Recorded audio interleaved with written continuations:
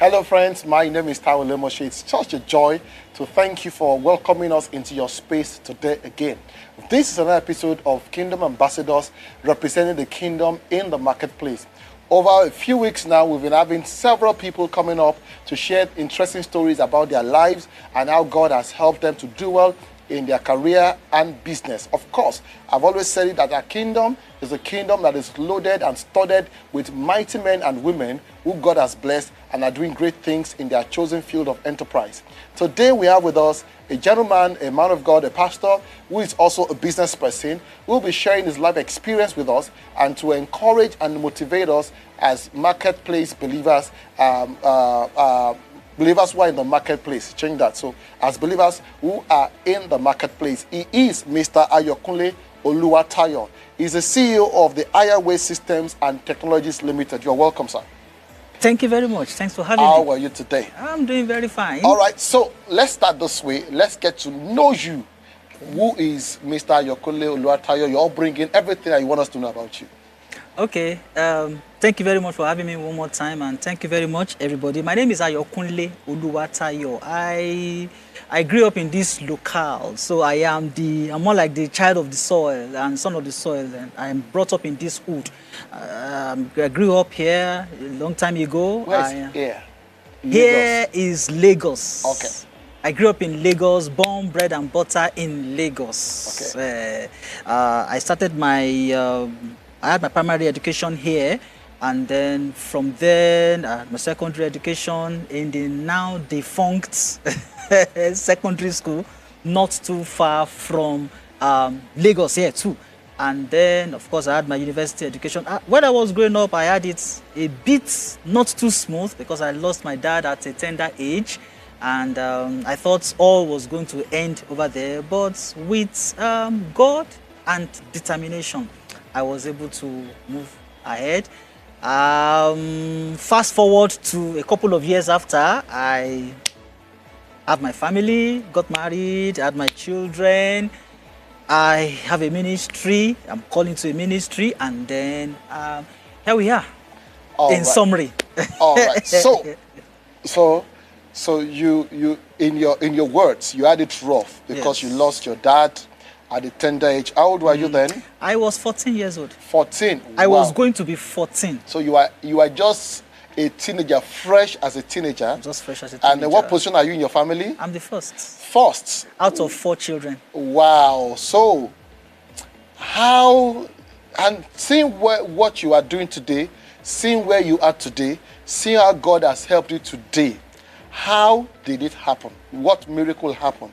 Because for a lot of young people who lose their parents, either the father or the mother or both, at that such age, for many of them, they are being capped.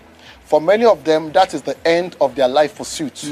Because I've actually dealt as a pastor with many people who got stranded as soon as, especially their father died, and the mother, wasn't working, so school stopped, everything stopped virtually, and now they are in their 30s, in their 40s, and their life doesn't have a meaning because at that age, something significant happened to them and something died. So how were you able to, okay, let me start this way. The moment you had, or maybe you were there, that your dad died, what was the first thing that hit you as a first child with a young mother and then 3 siblings? Yeah. What was the first thing that happened to you? All right, so March 29, 1993 was a day I will never forget in my life. Wow. So I just finished school, and of course I got my younger brother. Myself and my younger brother were still in school by then. And we were... Secondary or primary? I was in secondary school. He was just entering into secondary school. So we were coming back home. The other ones were still in primary school. So we were coming back home, and just a few houses just to our house, we were stopped by our neighbors and said, no, we couldn't go inside. I was asking, so what was going on?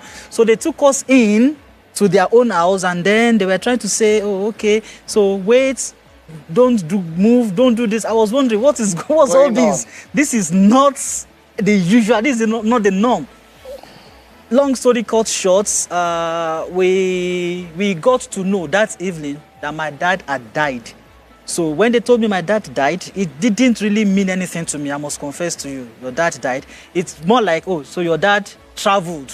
Oh, he went on a journey. He's coming back. So I was doing something like this. Ah, la la la la la la. Okay, no problem. And they were looking at this young man. I said, we just told you your dad is no more. I did not understand. It didn't even click at all. I just thought, okay, he traveled, he's going to come back. But it was at the point of burial, April 2, 1993, at the point of him being lowered into the grave, and it just dawned on me that, hello, I am not going to see this man again. And it was like my dreams, my hopes, my aspirations are just going inside the grave with him. Because, of course, he is the one sponsoring my education. He has plans for me. There were high hopes and every other thing. So I literally was watching it being lowered into the grave. And as I'm speaking to you, it's still very graphic. It's still very vivid to me. So I watched him lowered into the grave. And of course, being the first child, I was the first person to do the dust-to-dust rites. So I carried the shovel and I just poured sand. It was at that point that it dawned on me that this man is dead. So as it is, my dreams are gone, my aspirations, my motivations, everything gone down the drain. So I just thought, oh, okay, so this is it. This is how my life is going to end. That is the end of my life. I would say that is the end of Solomon Grounding, you know. And I'm like, wow, how do we do it? Where are we going to go from now? That's from here. Where are we going to go from here? That's the question on my mind. My mom then was a secondary school teacher, and I remember very well, our salary was 2,800 per month. 4 children. With 4 kids. And I asked myself, 2,800 divided by 4 of us. I thank God we have our own house, so we are not having to pay rent. But 2,400 divided by 4, and then still multiplying. I'm like, wow. How are we going to? So at that instance, I made up my mind. I said I was going to live off my family. At that age, 13. At age 13. Did you have uncles that promised, because I've never been there. I still have parents, thank God. I'm sure at that instance, an uncle will come and say, don't worry, I will send you to school. Don't worry, I will do this. Don't worry, I will do that. They will promise heaven and earth. And many of them never, after that, they didn't see them anymore. Well, it's as if you are there live and direct. Because I had uncles. My dad still have a brother. And then, of course, he had relatives. So I had uncles. Oh, no, don't worry. We'll take care of your education. We'll sponsor you. We will do every other thing. Maybe if they will sponsor me tomorrow. Oh, my grandchildren. So you decided at age 13, going to 14, to leave off your mom so that you can relieve her. So what was in your mind that you were going to do? Okay, so I said I wasn't going to ask her for money. I wasn't going to ask her for capital things. My mates then were buying jeans, buying this by herself. I wasn't going to ask her for that. And I said I was going to begin to work to earn an income. With what certificate, with what skill? So I put up as a casual laborer at the then Daily Times of Nigeria. Doing what?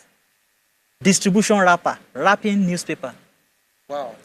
Yes. Where? So there is this company then, a newspaper company. It's called Daily Times. Yes. I think it's defunct now. Yes. So at that age, I think I was age 14 going to 15, I started working with it. I was doing night shifts. I will resume by 7 p.m. and then we work all through the night to like 5 a.m. And you still go to school? And I will still go to school. Wow. Yeah, I was in secondary school then. I will still go to school. And you still able to concentrate in school? And your mom allowed you to go overnight, because at that age I wouldn't allow my child to go overnight without... I told her, Mommy, this is what we need to do. We have to move forward. Dad is no more, and we can't end our life with him. We just need to move forward. Wow. We just have to move forward. And I thank God for my mom. Wow. So you are doing that? I was doing that consistently till I finished secondary school. Wow. So when I finished secondary school, it was now time to enter into the university. ideally, you just lost your dad, who happens to be a major breadwinner in your life. Life should end there. But I told myself, my own life is not going to end. We just have to move on forward. So you had to work at a tender age. So I continued the work. You work, and you are still in school, and all that. So that episode. Yes. What did it instill in you that has made you the kind of man that you are now? Okay, so fast forward to who I am now. People says I look gentle, but I care less about life.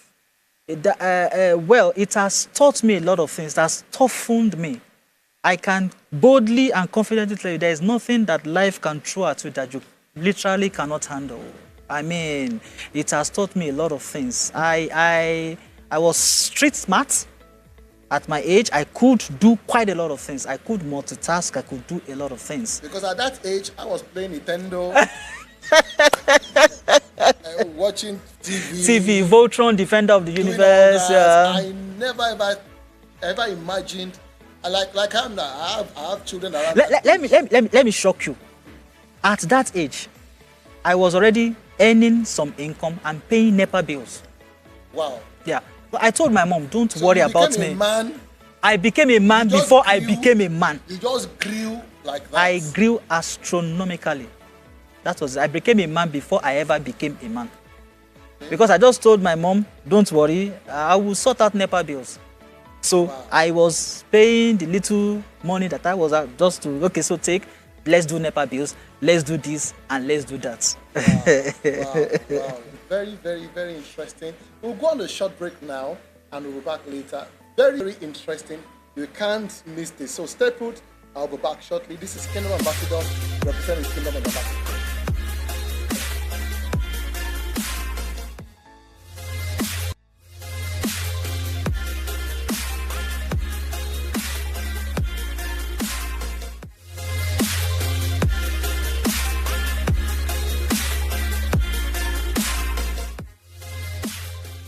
Welcome back. This is Kingdom Ambassadors, representing the kingdom in the marketplace.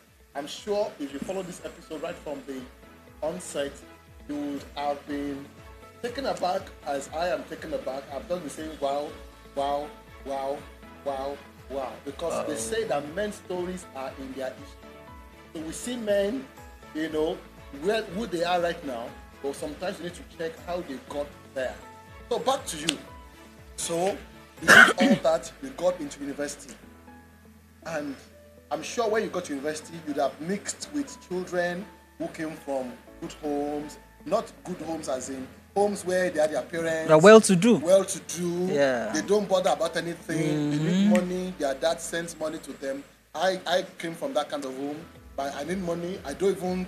I couldn't imagine myself thinking of how we feed on campus. That's my dad's headache. So I was just enjoying myself. I need money, send money. I need book, send book. I need latest clothes, send this and all that. So how did you feel getting to university, seeing your mates in class, having textbooks, having everything, anytime they needed to do things on campus, they had the parents to call. You had nobody to depend on. So how was it for you? And you did not try to enter into vices like, okay, can we do this? Can we do that? Because I know that there were a lot of people that would have attracted you to doing vices that should have made your life more interesting than having to go through. Absolutely, yeah. All right. Well, that question is a bit emotional for me, because I can imagine you having friends that have their parents to take care of them and that kind of a thing, and you have nobody to fall back on. There's nobody for you to call. I can recollect vividly an experience I had. My roommate then, he goes home regularly. He's this happy-go-lucky guy. He's just, everything happens for him on campus. He goes home regularly. Almost every weekend, he's in Lagos trying to refuel, just to go get more money from his parents. So I told him, his name is Vincent. So I said, Vincent, please, when you get home, please, can you get something extra for me when you're coming back to school? He said, don't worry, I'll get it for you. So I was hopeful he went home on Friday, so all through Saturday I was hopeful that at least I would get something to eat and other kind of a thing. So Saturday, Sunday, he came back on Sunday, and I heard that, he had gone out. I think he went to the female hostel, and so I was hoping that he would come back and he would give me something. So he came back and he didn't say anything. So I asked him, Vincent, how far? He did not answer me. So on Monday, we went for lectures. We're in the same department. So we went for lectures, and we came back, and I said, Vincent, how far? You just came back from home. I thought you would bring something. And the guy just shouted, what is it? Leave me alone. Why are you disturbing me? Am I the one that killed your daddy? Am I the one that, that kind of a thing? And that got at me. And the next thing, he just threw 15 naira notes. He just threw it at me. Take and get out. And I'm like, wow, that was touching for me. Quite emotional. Very, very emotional. But I really had no choice. I took the money. I took the money, and that was it. I remember very much on campus days. That I would go days without food, and I was studying. I was taking very difficult courses, but just do that. You have to read without food.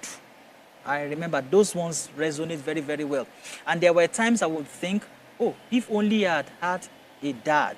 If only my dad was alive, it wouldn't be like this. It wouldn't have been like this. But So how do you overcome those moments, those emotional moments? Those emotional moments are tough, sir. They are very, very tough. But I just keep telling myself, there will be light at the end of the tunnel. This is not going to be the end. There is more to me than this. This is not going to be the end. There will be light at the end. I will face it all the way, and I will emerge at the other side of the tunnel victorious. So what do you do now? You study biochemistry. What do you do now?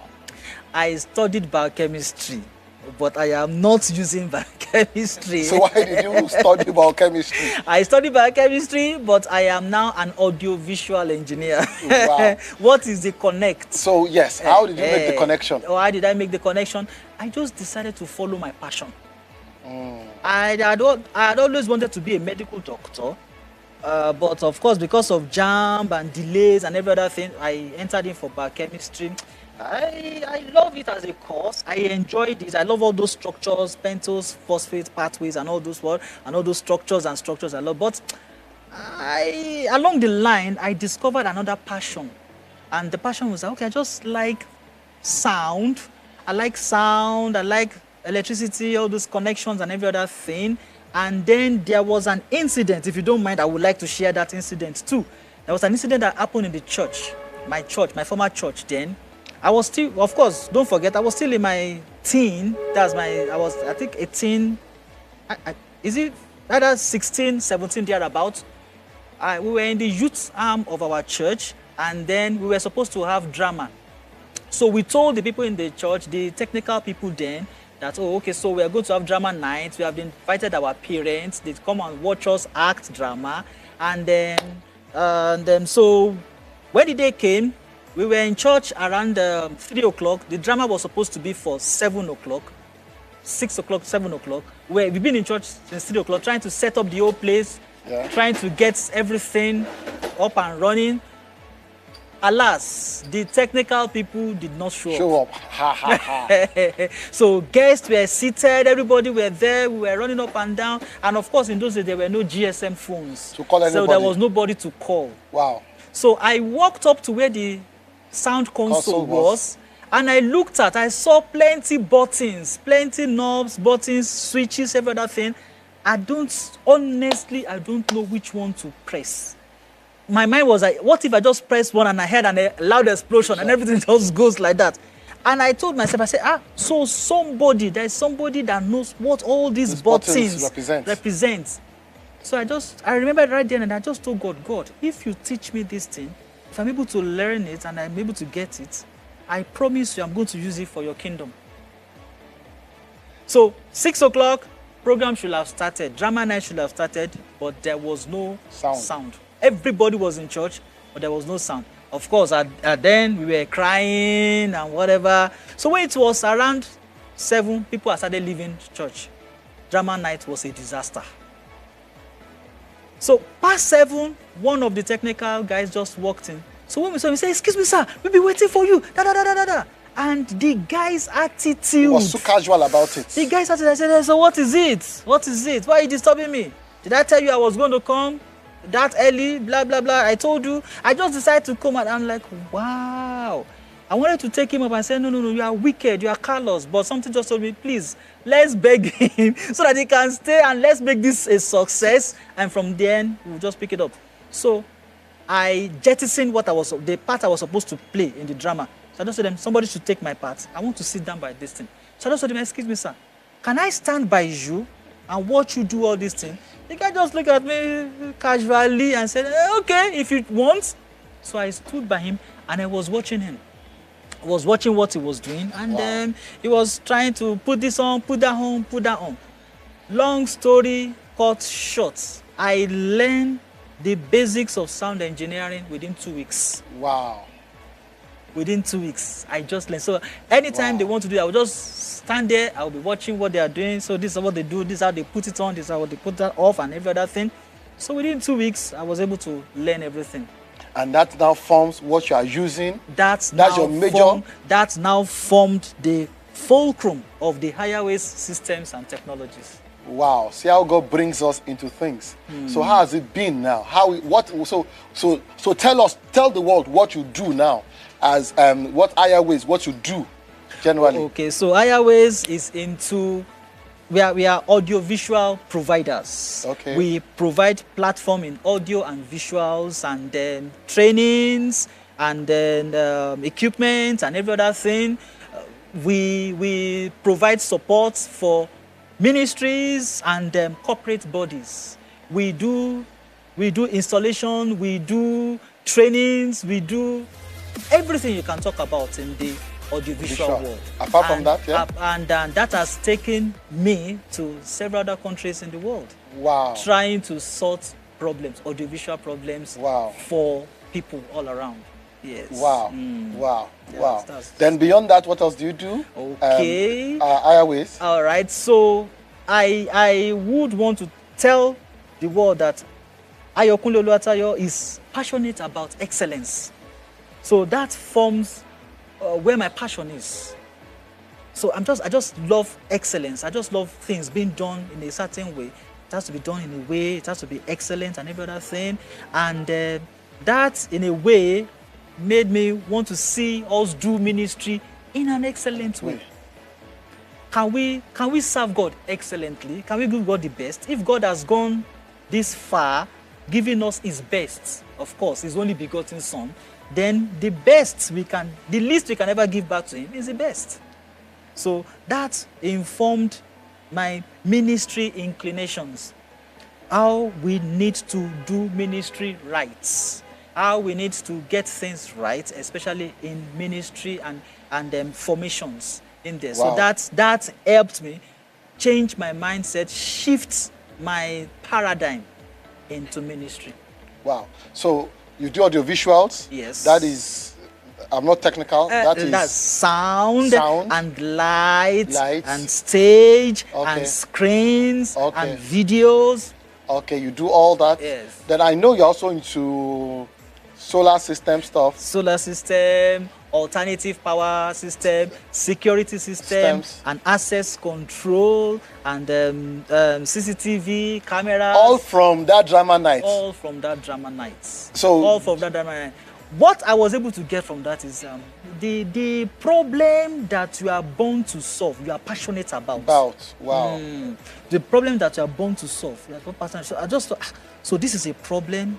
We can find a solution to this thing. Now I want to ask you a question. How did your mom feel that, thank God, though, my son has gone to school, he's studying biochemistry, he's going to leave school, he's going to go and work, and then he's going to help me train the other younger ones. Now, you now told your mom that after biochemistry and all the things he went through, it is wires I want to be fixing and then pulling knobs on a mixer. How did she feel? Because I'm sure as at that time, nobody would have thought of the kind of systems that we use now. I'm sure it was those Awuja, all those Awuja speakers, we used to have them. Megaphones. So nobody saw that this could be a means of livelihood. So how did she feel that, at least we went through a lot to see this one through university. So come out and help others, and at least we know that we have something to look up to. You get a good job in a pharmaceutical or somewhere, yeah. and then you make money, and then at least you can wipe away our sorrows. How did she feel? Okay, so I want to thank God for my mom. I want to thank God. We celebrate you. I want to thank God because she understood purpose early. Good. There was a question I asked her one day when I finished school. I said, Mom, would you rather I do what others are doing and be sad the rest of my life, or would you rather have me follow my passion and purpose in life and turn out to be somebody important? She paused for a while. It was outside our building. I was asking her the question. She paused for a while and she said, anything you want to do, you have my support. Whatever you want to do, you have my support. That was the starting point for me. Wow. Because she didn't put pressure on me that no, you have because to do it this way. You have other ones to take care of. We need money, blah, blah, blah. No. She just said, if that is what you want, go after it. You have my support. Wow. So most of the time I will leave the house to go to studios, to go and study, to go and read, to go and, I go to mentors' houses and stay overnight, sometimes weekends. Like that. I'll just leave the house. I'm just going. I just want to go and read. I want to go and do stuff. And she wouldn't even bother. So what is it like now? What's the story now? I haven't looked at your history. What is the current story now? I would want to look back and smile and then give thanks to God. We are not there yet, but we are not what we used to be. We are not at that level we started. There is still quite some ground to cover. You understand with me? There's still quite some ground to cover, but we are not there yet. I don't look like what I have been through. For instance, I can't come out and tell people there was a time on campus I didn't eat for 3 days at a stretch. I remember all those periods. And in fact, if I show you some of my campus pictures, you will look at somebody very, very skinny. Because there was a time to which I cannot forget. There was a time for 5 days, back to back, I was not eating anything. There was no food. All I was doing was just drinking water. So you know how to fast? Fasting was next to nothing. If there is no food by 12 o'clock, we just turn it into a fast and just let's continue. Life goes on. Life goes on. And those are pretty difficult times because you want to read, you want to study, but you are hungry. The two of them don't mix. Hunger and books don't mix. So that's why when somebody tells me he is hungry, I understand perfectly. At that instance, whatever I need to do to get that person food, I need to do that. Because I know very well what hunger means. I had ulcer, all manner of stuff, just because I was not eating. I wasn't eating. There was no food. There was no stuff. So all those were training periods for my life. They were like defining moments. So I know what it is like when somebody is going through stuff. I could feel with the person because, of course, I've been there before. And then when we have children in schools that could not afford their education because of maybe the demise of a breadwinner or something like that, I can reckon with that. I can reckon with it perfectly. So again, I would say I'm not there yet, but it's still a work in progress. And you are married. Yes. You have the children in secondary school already. And they don't even I'm sure they can't actually. If you tell them these stories, they will say that you are lying. So one day I was telling my son a bit of what I have been through, and the guy was just looking at me. I could imagine what was playing. It was like Tales by Moonlight. For real? Daddy, are you trying to tell me that for 3 days you are not eating anything? He said, as in, not eating anything. No, I'm not talking of eating biscuit. I said, not eating anything. Drinking water. I said, aren't you hungry? Of course I will be hungry. Like I could say with the money for shawarma. They are eating shawarma, eating pizza, now eating cake. And then he was like, I could understand him. It's difficult. Yes. It's difficult for you to think. It's difficult for you to fathom. Because I know you drive them to school. You drive them to school. You drive them everywhere. They enter the car. They enjoy AC. You never enjoyed all that. In fact, it's just of late that I'm beginning to blame myself because I make sure that they don't step the ground. That you step. I just drive them to school, pick them from school into the car, you know, like take them everywhere. Like, I mean, I remember one day somebody said my son should go get something at the other company. I'm like, no, I will follow you. I will go with you. But I asked myself, wait, Ayokunle, when you were growing up, you were going miles to fetch water with jerrycan on your head. But now these people cannot even move something from here. I hope you are not spoiling these children. But again, that's life. Wow. That's life. Wow. Now I want you to look into that camera and speak to somebody who is watching this, or perhaps might watch this at any point in time, who may have lost a father, a mother, a breadwinner, or somebody who has even lost a husband or a wife, and because of that bad episode, they are stagnant in life. They are stuck. So I want you to speak a word of encouragement to them that will make them come out of that stagnation and tell themselves, I will go through whatever I'm going to go through, but I'm not going to stay this way, and I'm going to emerge better. I want you to spend a word of encouragement to somebody there. All right. So to that person out there who has lost a loved one, or you are presently experiencing a detour, what I will tell you is that you are experiencing a detour. It's not the end of the road. It's not the end of the road. There is light at the end of the tunnel. Don't throw in the towel. Don't hand it up just now. You are going to make it. If you have that dream, that drive within you, that there is an end somewhere, then you will get there. There is the light at the end of the road. There is nothing that life can throw at you that you cannot make it through. Do you understand what I'm saying? There is nothing that you cannot pull through. What you are meant to be, God created you with. So all that you need to do is just bring it out from within. Bring it out from within. In no time at all, you get to your goal. We move. That's the slang.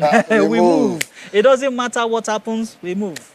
Just treat life as just like that. We move. Life goes on. God. It's going to be painful, but we move. That's the word. Yeah. All right, in closing, from that, I'm so intrigued from the fact that from that episode at age 17 where a drama meeting almost flopped because of somebody's nonchalant attitude towards God's work, the desire to learn sound engineering came into you. And then from there, you have done a lot of things, including all the security systems, all the solar stuffs. So can you just give us in 3 minutes or just 2-3 minutes your CV about the things that you have done, the places that this thing has taken you to, and it's for a reason. So that somebody who is starting today will know that what I am doing may look small, but in it is a future, and it can take me places. The countries that God has helped you to get to, the large meetings that you have had to do sound and media for in the country and all that. Okay, so give us your CV. So my first time of flying an airplane was an international flight. And it was because I was going outside the country to do sound. Wow. There was a ministry that was supposed to start, and then in fact, we were just 2 of us, part of the advanced team to go scout the land, get the stuff together, and then we pick it up from there. I have been to, then we are going to Ghana almost like every 2 weeks.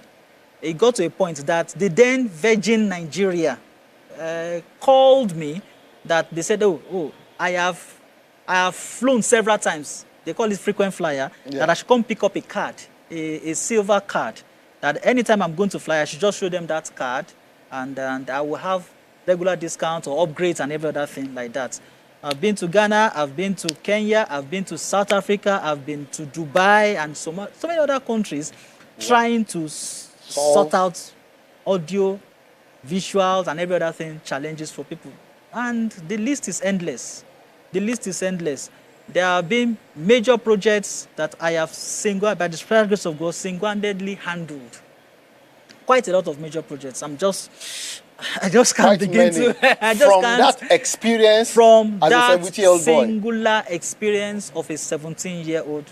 I'm even trying to remember some of them. And my name, there was a time the then president of Nigeria, President Goodluck Jonathan, I was just told that they were having a discussion and my name popped up and they sent for me. Wow. I don't know from who. I just got a call that there's going to be a conference in a particular place and blah, blah, blah, that X, Y, Z are going to be my security, what do you call it now? And they sent for me. So I just found myself in an event, trying to sort out an event, and I saw the president come in there. And I'm like, wow, oh, okay, so this is the president, so this is it. And quite a lot of high-profile events that I've handled by the special grace of God. It can only get better. And you see, we can just continue, because if you mention AY Sound, at least all across Nigeria, at least I'm sure that you've mentioned his name, there are a lot of people that will say, I know that person, I know what he can do, and it can only get better. Amen. And my own take is, as a 17-year-old boy, he found that purpose by seeing a need. And the same way David saw Goliath boasting against the children of Israel, True. and he could not take his eyes off it. And it was just, it was about 17 I think too. it was 17 too. It was Yeah. 17 too. Yes. He could not take his eyes off it. How do I resolve this issue?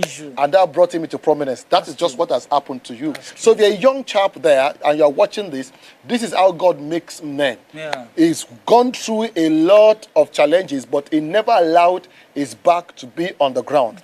So no matter the challenges you will face in life, or you are facing currently in life, or you are faced, then do not, it's now, the onus is on you not to allow your back to be on the ground. You can pick up the broken piece of your life and make something good out of it. We have a testimony who is just sitting right in front of us today, who has shared his testimony with you, and I believe that you have been inspired. Like I always do, I pray that the Lord will take you higher. Amen. That what you have seen will be small compared to the next level that God is bringing you to. Amen. In the name of Jesus. Amen. That God will give you a name all across the nation and across the world. It will give you major platforms in the name of Jesus. So it is in Jesus' name. I believe that you have been edified and you have been inspired and motivated by this particular episode. I'm looking forward to seeing you in the next episode. This is Kingdom Ambassadors representing the kingdom in the marketplace. God has blessed you.